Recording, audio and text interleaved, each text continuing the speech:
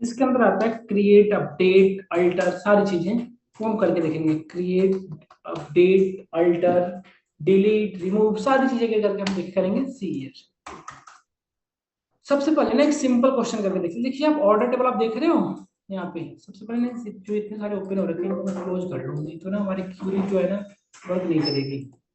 कभी कभी हमारा देखो, देखते हो कभी कभी हमारी SQL वर्कबेंच वर्क नहीं करती। उसके पीछे का रीजन ये है, इतने सारे टैब ओपन होते हैं ना।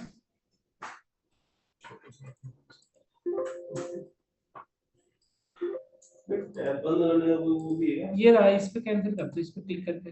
नहीं ऐसे कंट्रोल टी जैसे उसमें होता है। नहीं ऐसा कुछ नहीं है। कंट्रोल टी से तो खोल रहा है ऐसा। उमेश कह रहा है कि क्या पता, नहीं पता आपको।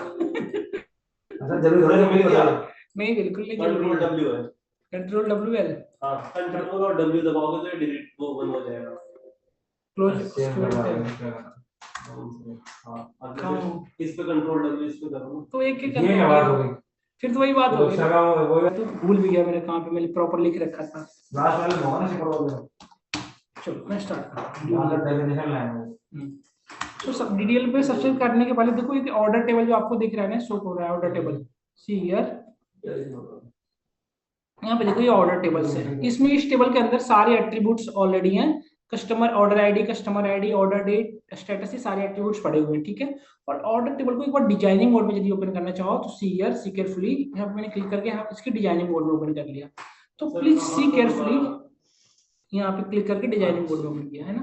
तो सी ये सारे आपके कॉलम नेम है, इसको आप एट्रीब्यूट्स कहते हो। Order ID, customer ID, order date, ये सारे आपके एट्रीब्यूट्स है। और ये इसका डेटा टाइप है। इसको समझना थोड़ा इंपॉर्टेंट है। देखो आप ऑर्डर आईडी किसमें है, इंटीजर टाइप है। और कस्टमर आईडी क्या है, अगेन इंटीजर टाइप है।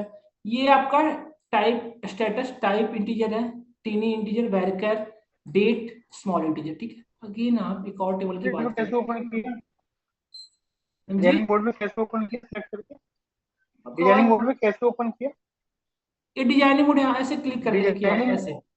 हाँ जी, डिजाइनिंग मोड कर ओपन करने की इस पे क्लिक करते हैं आप, इस पे देखो आप जो ओके आइकन शो हो रही है ना। देन इसको ठीक है देखिए यहाँ पे ध्यान से सी हियर। देखो कस्टमर आईडी आपका क्या है, इंटीजर टाइप। एक्चुअली सिक्वल में there are few data type. First one is the integer, second one is the varchar, date, character and character. ये 4 different different data type available है SQL में, है ना। तो देखो इंटीजर का यूज कब करते हैं, वैरकर का यूज कब करते हैं, डेट का यूज कब करते हैं, मैं एक एक करके डिस्कस कर रहा हूँ। सपोज सी हियर, इंटीजर का तो सिंपल यूज कब करेंगे, जब आपको इंटीजर वैल्यू आपको पता है इंटीजर वैल्यू नहीं आनी है, देन आप क्या इसको यूज करेंगे, इंटीजर को। ओके। देन वैरकर का यूज कब करते हैं और कैर का यूज क्यों करते हैं, see here carefully, see carefully. Varchar का फुल फॉर्म होता है वेरिएबल कैरेक्टर, ओके। और कैरेक्टर, कैर का सिंपल फॉर्म होता है कैरेक्टर, ओके। तो देखो कैरेक्टर में यदि आपने 2 दे रखा है, सपोज देखो सी हियर, कैरेक्टर में यदि आपने यहाँ पे 50 दे रखा है, this is the size of your data. 50 का मतलब इसके अंदर 50 डेटा स्टोर कर सकते हो, सॉरी 50 नंबर ऑफ कैरेक्टर की जो डेटा हो वो स्टोर कर सकते हो आप। और वैरकर में आपने दिया यदि 50, तो इसके अंदर भी सेम चीजें हैं। वैरकर 50 यदि आपने लिखा है तो ये also 50 store. But what is the main difference between them, इसमें अंदर कैरेक्टर डेटा स्टोर कर सकते हो, इसमें वेरी मतलब न्यूमेरिकल भी कर सकते हो। बट ये चीजें डिफरेंस नहीं है। मेन डिफरेंस ये है, कैरेक्टर से ओवर स्मार्ट है आपका वैरकर कैरेक्टर। कैसे देखो आप, सपोज आपका नेम जो था 50 कैरेक्टर, एक आपने एट्रीब्यूट्स दे रखा है जैसे कस्टमर नेम फर्स्ट में इन्होंने, या फिर जैसे कि इन्होंने दे रखा है स्टेट में कैरेक्टर 2।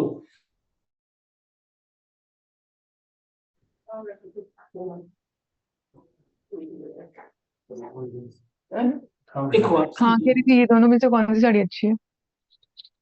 ये वैरकर, ये अगेन वैरकर। तो एक्चुअली वैरकर और कैर में ये डिफरेंस है, जैसे इसका कि पैसा आपने देना पड़ेगा। कैरेक्टर की साइज आपने 50 ले रखा है और वैरकर की भी साइज आपने 50 ले रखा है सपोज। ओके, वैरकर की भी आपने साइज 50 ले रखा है, ओके। देन सपोज आपका कैरेक्टर के अंदर जो, जैसे इसने स्टेट में ले रखा है कैरेक्टर की साइज 2, सपोज ये इसमें 50 रहता, तो यदि ये स्टेट सपोज आपका 10 कैरेक्टर का ही है, जो आपने 10 कैरेक्टर जो स्टोर किया आपने डेटा वो ओनली 10 कैरेक्टर का ही है, ठीक है। तो रिमेनिंग कैरेक्टर कितने बचे हैं आपके, 40 ना। ये 40 कैरेक्टर जो होंगे ना आपके वेस्ट हो जाएंगे, इतने मेमोरी लोकेट करेगा अकेला। इसमें 10 स्पेस है तब भी आपके रिमेनिंग के जो 40 कैरेक्टर है इसके नेम पे लोकेट होंगे, है ना। बट ये चीजें वैरकर में क्या होता है, वैरकर में यदि आपका जो स्टेट आपने स्टोर किया वो मात्र 10 कैरेक्टर का है, रिमेनिंग 4 कैरेक्टर क्या होते हैं इससे रिमूव कर दिए जाते हैं, हटा दिए जाते हैं। ये आपकी मेमोरी जो मेन मेमोरी उसको फ्री कर दिया जाता है, मतलब उसमें और डेटा स्टोर कर सकते हो। चीजें समझ रहे हो? तो ये मेन डिफरेंस है वैरकर और कैर में। इसमें इनपुट कैसे दे सकते हैं? हम्म? जो हम रिकॉर्ड फिल कराएंगे वो कैसे, क्या होगा, इंटीजर होगा कैरेक्टर के या अंदर में वर्ड? कैरेक्टर देखो, यदि कन्वीनियंस की बात करें तो कैरेक्टर के अंदर सिंपल कैरेक्टर ही स्टोर कराओ जिस कैरेक्टर डेटा हो, जिसमें अल्फाबेट हो। वैरकर के अंदर आप अल्फा न्यूमेरिक कन्वीनियंस है, अल्फा न्यूमेरिक डेटा स्टोर करा रहे हो, मतलब अल्फाबेटिकल भी हो सकता है, न्यूमेरिकल भी हो सकता है, ये सारे डेटा आप वैरकर में। बट कैरेक्टर के अंदर भी पॉसिबल है कि आप न्यूमेरिकल डेटा स्टोर कर सकते हो। बट एक कन्वीनियंट के लिए ये करा हुआ है। कैरेक्टर एक्चुअली स्टार्टिंग में आया था हमारा, कैरेक्टर और स्ट्रिंग आया था, कैरेक्टर और इंटीजर दो आए थे। जब सिक्वल की डेवलपमेंट की बात करूं, आप हिस्ट्री में जाओ तो स्टार्टिंग में कैर और इंटीजर ही आए थे। तो कैरेक्टर से हमारा यही प्रॉब्लम हो रहा था कि हम अपनी डेटा को वेस्ट कर, सॉरी, अपनी मेमोरी को वेस्ट कर रहे थे, हम अपनी मेमोरी को यूटिलाइज नहीं कर पा रहे थे। तो ये कैर का अपडेटेड वर्जन वैरकर बनाया गया। इसमें यह स्मार्ट फीचर ऐड किया गया कि आपकी मेमोरी 100% यूटिलाइज हो पाए। क्लियर है वैरकर और कैर का डिफरेंस? क्लियर है बिल्कुल अच्छे से? इसमें ना लिमिट देना पड़ेगा। आपको बताना पड़ेगा कितनी साइज ऑफ डेटा स्टोर करते हो, करना है ये करना पड़ेगा। अगर ये नहीं करा तो दिक्कत नहीं करेगा तो इधर आएगा, बताना पड़ता है ये। इसमें पाइथन ऐसा नहीं है।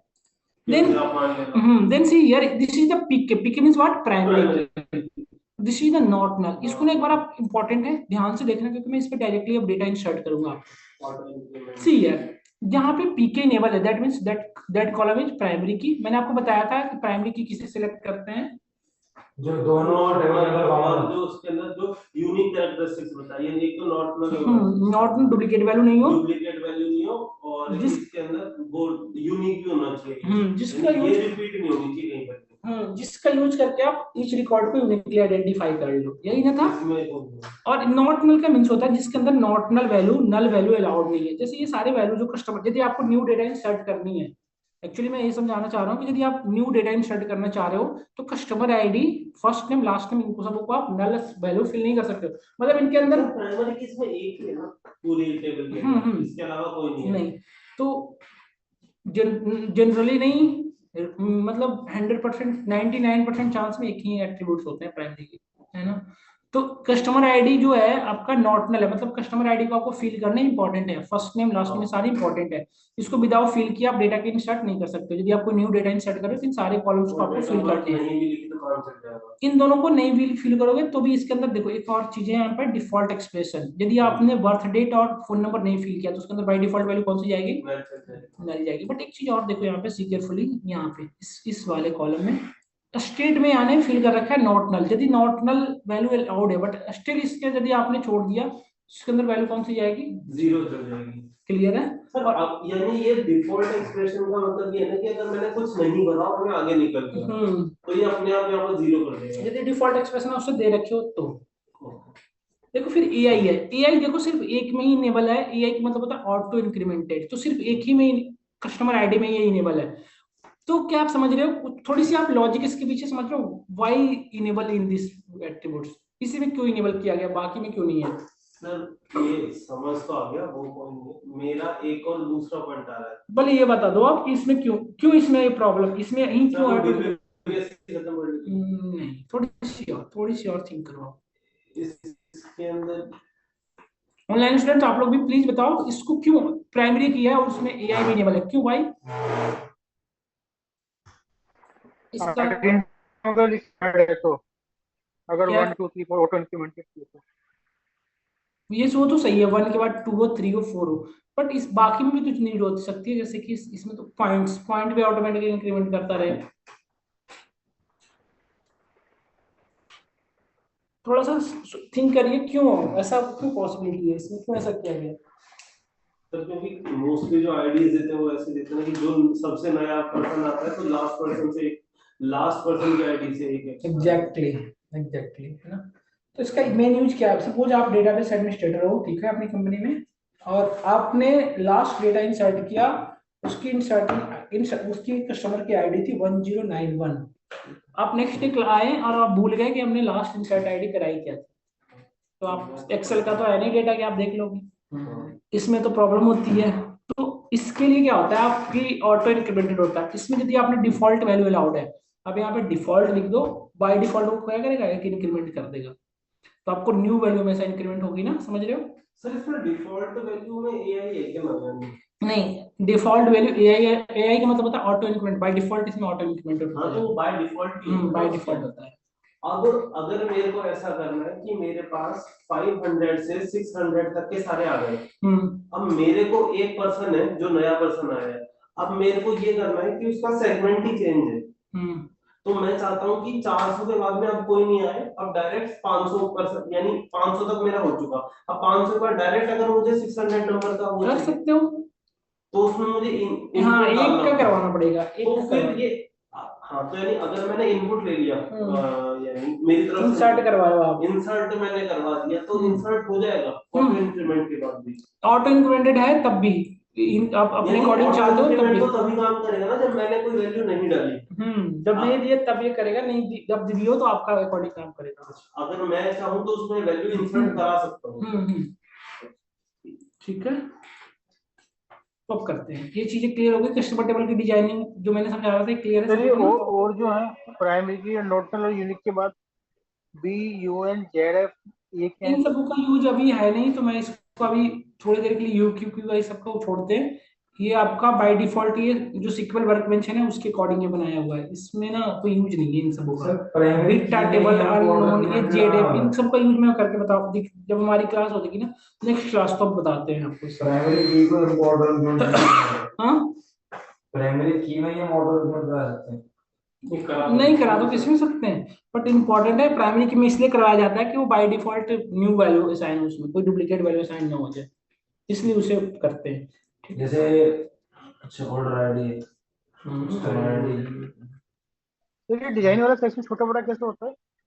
यस, एक बार जरा आप डिजाइनिंग खोलना जो आप दिखा रहे थे अभी, कस्टमर हाँ आईडी हाँ, टेबल का।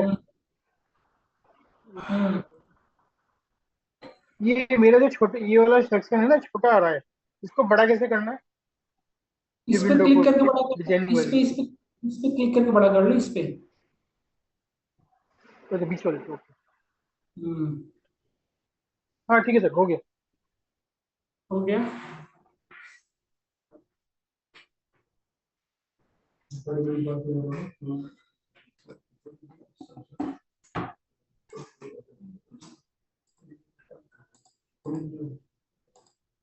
सपोज आपको कस्टमर टेबल में एक न्यू डेटा इंसर्ट करनी है, कस्टमर टेबल पहले आप देख लो, ये कस्टमर टेबल के आप डिजाइनिंग मोड देख लिए।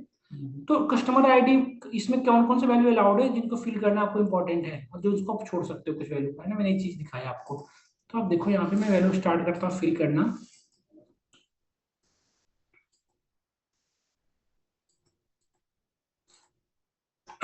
इंसर्ट कमांड यूज करना पड़ता है, इंसर्ट इनटू किसमें, टेबल का नेम करना है, कस्टमर टेबल में प्रिंट करनी है customers, insert into customers.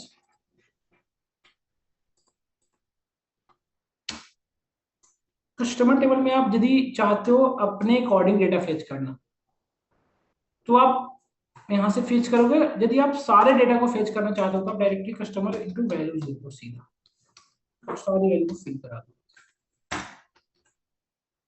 Customers values sign करा दो आप, वैल्यू क्या क्या थी, आप यहाँ से लो कस्टमर आईडी। कस्टमर आईडी को यदि आप बाय डिफॉल्ट इंक्रीमेंट करना चाहते हो तो आप यहाँ पे लिख दो डिफॉल्ट। देन क्या था, कस्टमर आईडी के बाद नेम थी ना, आई थिंक नेम थी, फर्स्ट नेम लास्ट नेम दोनों है। तो फर्स्ट नेम को क्या कैरेक्टर में है, डेटा टाइप चेक कर लो आप यहाँ पे, फर्स्ट नेम किसमें